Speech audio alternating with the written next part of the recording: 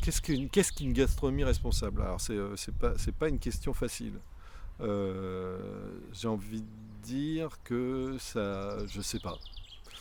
J'ai aucune idée de ce que c'est en fait une gastronomie responsable. Ce que je sais, c'est que je suis responsable.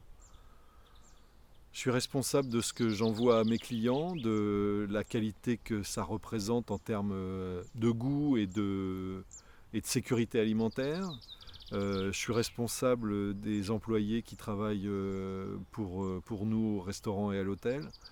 Je suis responsable je sais pas, en fait, une gastronomie responsable, c'est c'est une gastronomie je sais pas, qui rend service. J'en sais rien, je sais pas répondre à cette question, je suis navré. Je sais pas. Enfin, je comprends très bien ce que vous avez envie que je vous dise. Qu'une gastronomie responsable, c'est celle qui prélève le moins dans la ressource sauvage, qui est rationnelle au niveau de l'utilisation et du retraitement des déchets, tout ça, machin. Mais ça, c'est une sorte de greenwashing qui m'emmerde, quoi. Donc, je préfère la gastronomie. euh, je préfère être responsable autour d'une gastronomie qui soit déjà bonne dans toute l'acception du mot, que ce soit en termes de goût comme en termes de qualité pour la santé des gens qui la mangent, euh, plutôt que rentrer sur ce terrain écologiste un peu naze, non? Enfin, on est obligé d'avoir une conscience écologique, donc je ne sais pas si c'est très nécessaire d'en parler. Il faudrait l'idéal, ce serait que ce soit une sorte de benchmark, comme disent les gens de chez Deloitte et Touche. Il y a un benchmark minimum, voilà. Mais voilà, je ne sais pas si ça existe, la gastronomie responsable. Ah, ça se concrétise dans ce que doivent faire tous les gens, quoi. C'est-à-dire on essaye de jeter le moins possible, mais enfin, c'est très difficile. On essaye de travailler le plus proche des ressources naturelles en utilisant le moins de, comment on dit ça, le truc carbone, là, le bilan carbone, en essayant d'améliorer son bilan carbone. C'est vrai on a retiré, nous au resto, les bouteilles d'eau et on fait des trucs avec microfiltré du robinet, tout ça.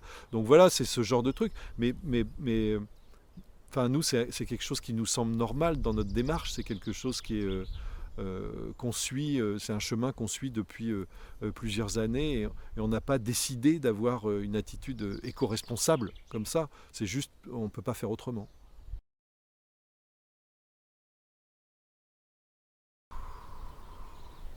C'est très difficile, tellement la restauration, surtout quand on commence à atteindre des niveaux d'exigence qui sont importants, qu'on se fixe, hein, personne ne nous oblige. Euh, Ça coûte tellement cher que c'est très difficile de convaincre les gens que ça coûte encore un peu plus cher. Euh, Nous, par exemple, on utilise depuis, ça doit faire 5 ans maintenant, un électrolyseur d'eau pour nettoyer toutes nos surfaces.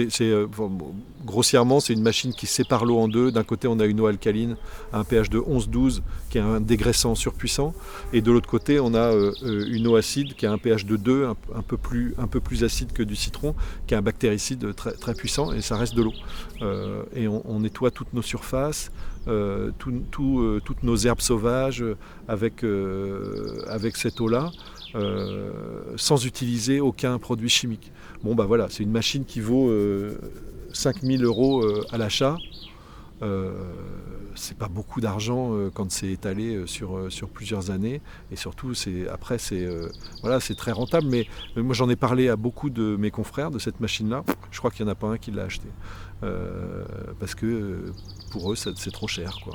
Et, et donc, c'est très difficile de convaincre les gens. Mais on se rend compte quand même, par les rencontres qu'on fait, que la nouvelle génération, c'est un peu dur de dire ça parce que ça m'a vieilli, mais la nouvelle génération euh, ça vient pour eux comme quelque chose de naturel. Ils n'ont même pas besoin de réfléchir.